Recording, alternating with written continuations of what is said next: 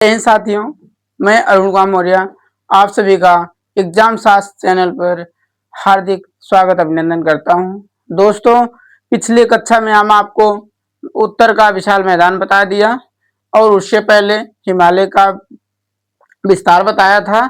आज आपको प्रायद्वीपीय पठार बताएंगे। दोस्तों, प्रायद्वीपीय पठार में देखते हैं कि भारत का प्रायद्वीपीय पठार एक अनियमित त्रिभुजाकार आकृति वाला भूखंड है। कैसा इसका भूखंड है, इसका भू आकृति कैसा है? तो त्रिभुजाकार है, लेकिन कहीं कम कहीं ज्यादा इसका जो त्रिभुज का होता है लाइन, ये सीधा नहीं है। और तो और यह इधर पश्चिमी घाटी की तरफ आपको सतत लाइन मिलेगा, लेकिन जैसे हम जाएंगे पूर्वी घाटी में तो यहाँ कहीं पे कहीं कहीं जहाँ नदी निकली हुई है बंगाल की खाड़ी की तरफ, वहां पे जगह जगह पे इसका कटाव मिलेगा आपको दोस्तों। इसलिए यह एक अनियमित त्रिभुजाकार आकृति वाला भूखंड है, जिसका विस्तार इसका विस्तार देखते हैं दोस्तों। उत्तर पश्चिम में हम देखेंगे इधर उत्तर पश्चिम के कोने की तरफ, इधर उत्तर पश्चिम में अरावली पर्वतमाला व दिल्ली। हमें क्या मिलेगा उत्तर पश्चिम में? अरावली जो पर्वतमाला राजस्थान गुजरात से लेकर राजस्थान होते हुए दिल्ली तक जाती है। यह कहाँ मिल जाएगा हमें? इसके उत्तर अरावली पर्वतमाला व दिल्ली उत्तर पश्चिम में मिल जाएगा दोस्तों। उसके बाद पूर्वी दिशा में देखेंगे तो राजमहल की पहाड़ी मिल जाती है। हम यहाँ ठीक पूर्व तरफ देखेंगे तो जो पश्चिमी घाटी में एक मिलेगा हमें राजमहल की पहाड़ी, ये आपकी इसका बॉर्डर है। उसके बाद दक्षिण में जाएंगे दोस्तों, दक्षिणी दिशा में नीचे की तरफ केरल में आपको मिल जाएगा क्या? कार्डमम।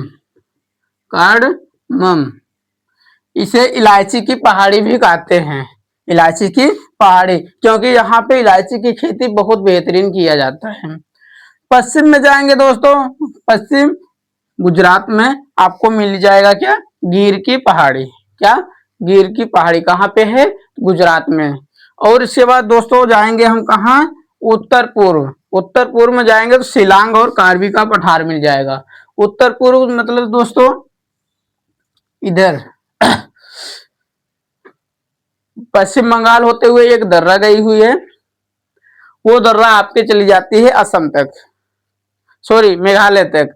मेघालय में जो आपको गारो खासी जयंतिया वाली पहाड़ियां मिलती हैं, वही आपके ये पठारी क्षेत्र में आती है। वो भी आपके पास इसी पठारी क्षेत्र में वो भी आती है, जो शिलांग एवं कार्बी के पठार के नाम से जाना जाता है। दोस्तों, पठार के बारे में हम जानेंगे तो पठार एक टेबल की तरह होती है। कैसे? एक टेबल की आकृति की होती है, या ऊपर उठी होती जरूर है, पर्वत से कम और मैदान से अधिक ऊंचाई में होती है, लेकिन इसके जो पार्ट्स होते हैं ऊपरी भाग का, ये क्या होता है? चौकोर होते हैं, समतल होते हैं। इसका पार्ट्स क्या होता है? समतल होता है। एक ऊंचा भूभाग है, जैसे धरातल से यह ऊंचा है, जैसे ये आपका धरातल हुआ, इससे आपको ऊंचाई पे मिलेगा, ऊंचाई पे मिलेगा, लेकिन इसका जो ऊपरी भाग होता है ये इसे समतल हो जाता है। कैसे? समतल। और पर्वतीय जो भाग होता है वो क्या होता है? ऐसे शंक्वाकार होता है, लेकिन ये शंक्वाकार ना होकर चौकोर में या इसे या चौकोर या गोल में इसका मॉडल ऊपर वाला भाग समतल मिल जाएगा दोस्तों। इसीलिए इसे पठार कहा जाता है। जैसे पहले ये भी पर्वत रहा होगा, लेकिन कटाव छटाव के कारण हवा या जल के माध्यम से इसका कटाव छटाव या अनाच्छादन अपर्दन अपक्षय अपर्दन के कारण दोस्तों, अपक्षय अपर्दन के कारण इसका भूभाग क्या हुआ? ऊपर से कटता गया, एक समय आया यह एक समतल भाग में एक समतल भाग में बचा हुआ है। यह पहाड़ी भाग धीरे धीरे कटाव छटाव अपक्षय और अपर्दन के कारण धीरे धीरे एक पठार के रूप में परिवर्तित हो गया है। इसके बाद दोस्तों देखते हैं आगे, इसकी औसत ऊंचाई क्या है?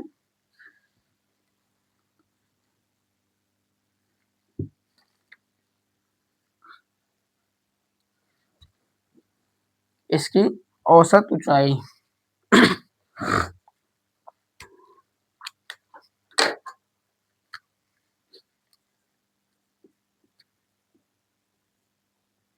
इसकी औसत ऊंचाई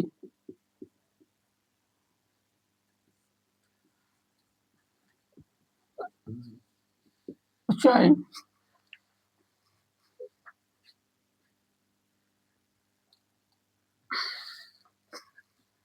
इसकी औसत ऊंचाई 600 से 900 मीटर, 600 से लेकर 900 मीटर माना गया है, मीटर है। 600 से 900 मीटर है। यह गोंडवाना लैंड के टूटने के कारण इसका निर्माण कैसे हुआ प्रायद्वीपी का? यह गोंडवाना लैंड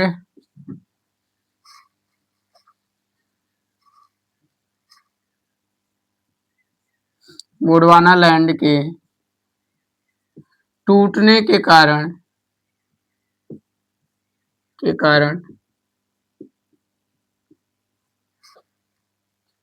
टूटने के कारण इसका खिसकाव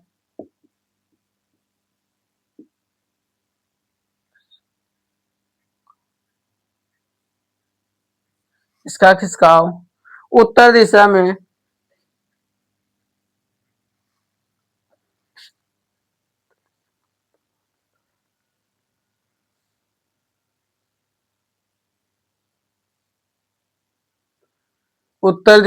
खिसकाव उत्तर दिशा में हुआ उत्तर दिशा में हुआ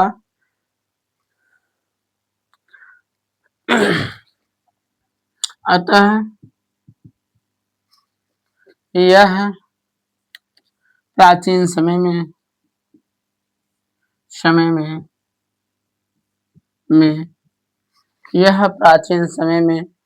पैंजिया का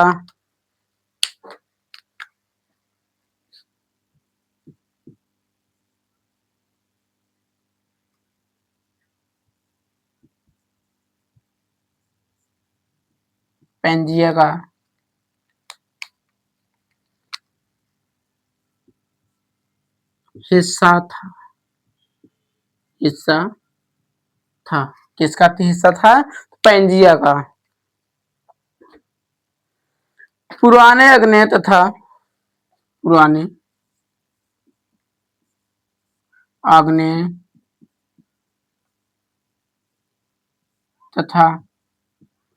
रूपांतरित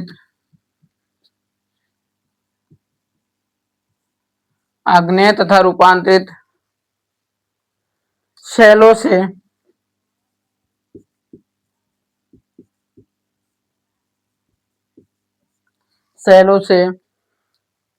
बना है। दोस्तों, इस पठार का निर्माण किससे हुआ है? आग्नेय तथा रूपांतरित शैलों से।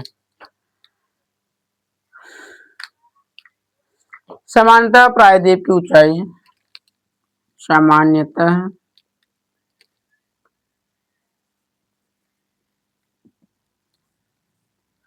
प्रायद्वीप की ऊंचाई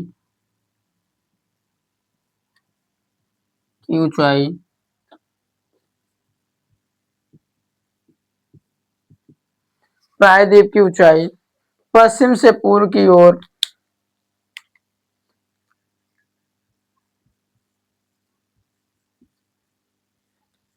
पश्चिम से पूर्व की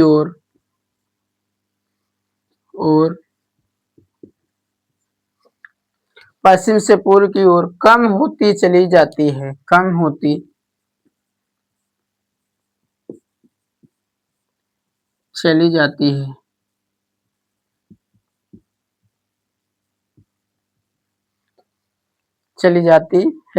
यही कारण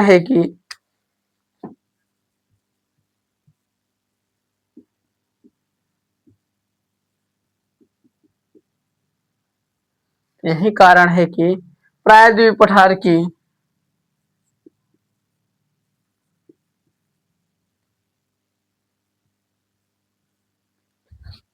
पठार की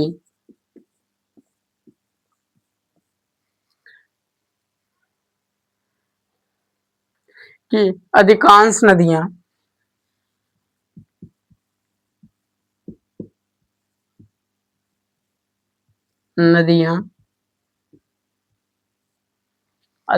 नदियां पश्चिम से पूर्व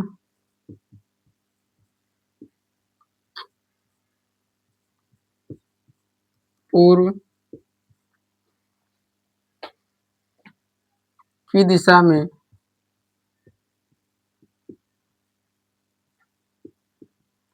प्रवाहित होती हैं।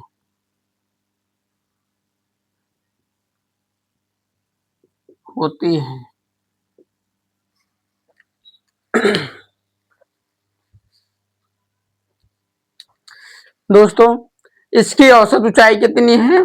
इसकी औसत ऊंचाई हम देखेंगे तो 600 से 900 मीटर है। यह चट्टान की इसका निर्माण कैसे हुआ है दोस्तों? तो यह पहले किस भाग का हिस्सा था? तो गोंडवाना का। किसका? गोंडवाना। और गोंडवाना किससे टूट के बना है? तो पैंजिया से। पैंजिया के टूटने के बाद, पैंजिया पहले हमारे धरातल का निर्माण हुआ एक ऐसे। ये आपका पैथालासा था, पैथालासा, और ये आपका पैंजिया, पैंजिया। तो दोस्तों, पैंजिया जब टूटा, धरातल के अंदर हलचल होने से पैंजिया टूटा, 2 भागों में विभाजित हो गया। कितने? 2 भागों में। एक आपका हुआ अंगारा लैंड, अंगारा लैंड, तथा दूसरा आपका गोंडवाना, दूसरा आपका गोंडवाना लैंड। तो दोस्तों, अंगारा तो अपने जगह अस्थायी था, लेकिन गोंडवाना फिर हलचल के वजह से टूटने से, गोंडवाना लैंड के टूटने से क्या हुआ? या टूट कर किस दिशा में? फिर उत्तर की दिशा में, ऊपर की तरफ टूट कर वो अपने स्थान से टूट कर किस तरफ गया? अंगारा लैंड की तरफ प्रवाहित होना शुरू कर दिया। यह प्रवाह होकर के आया और अंगारा लैंड से सटे हुए तैतीस सागर के समीप पहुंचा, और तैतीस सागर में दबिश देने की वजह से हमारे भारत के जो हिमालय पर्वत का निर्माण हुआ, इसी के खिसकने की वजह से हुआ। किसका? अंगारा लैंड का जो हिस्सा था, जो एक समय का प्रायद्वीपीय पठार है। तो यह खिसक के आया और अंगारा लैंड, गोंडवाना लैंड का टूटा हुआ हिस्सा खिसक के आया। क्या किया? तैतीस सागर पे दबाव दिया, जिसकी वजह से वलन से क्या हुआ? एक पर्वत का निर्माण हुआ, हिमालय पर्वत का। और उसी से जब वहां पे सटा तो यह भाग आगे अस्थायी हो गया। कहा? हमारे दक्षिण भारत के पठार में, दक्षिण भारत में।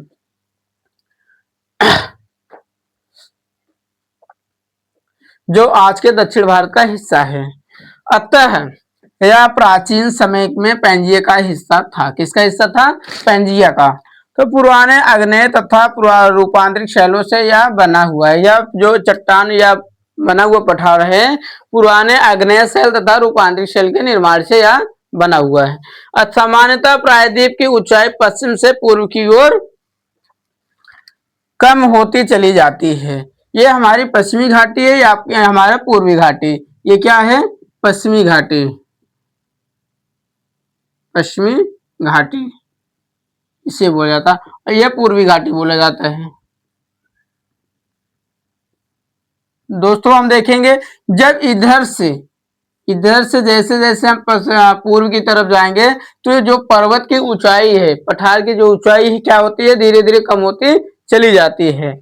तो यह का समानता प्रायद्वीप की ऊंचाई पश्चिम से पूर्व की ओर कम होती चली जाती है। यही कारण है कि प्रायद्वीपीय पठार की अधिकांश नदियां, जो प्रायद्वीप पठार में अधिकांश नदियां बहती हैं, ये 2-3 नदियां ऐसी हैं जो कि पूर्व से पश्चिम जाती हैं। बाकी जितनी नदियां हैं वो पश्चिम से पूर्व की तरफ बहती हैं, पश्चिम से पूर्व की दिशा में प्रवाहित होती हैं। क्या कारण है? कि हमारे पश्चिम वाली भाग जो है ऊंचा अधिक है और पूर्व में ढाल है, और नदियां हर समय जल क्या करती है? ढाल की अनुसरण करते हुए प्रवाहित होती हैं। दोस्तों, ये आज का प्रायद्वीपीय पठार का परिचय हुआ। इसके बाद दोस्तों अगले वीडियो में आपको हम बताएंगे इसका विभाजन और कौन कौन से भाग हैं। तो आज के लिए दोस्तों बस इतना ही। यह क्लास आपको अच्छा लगे तो लाइक शेयर जरूर करिएगा और चैनल का सब्सक्राइब जरूर करिए दोस्तों। धन्यवाद।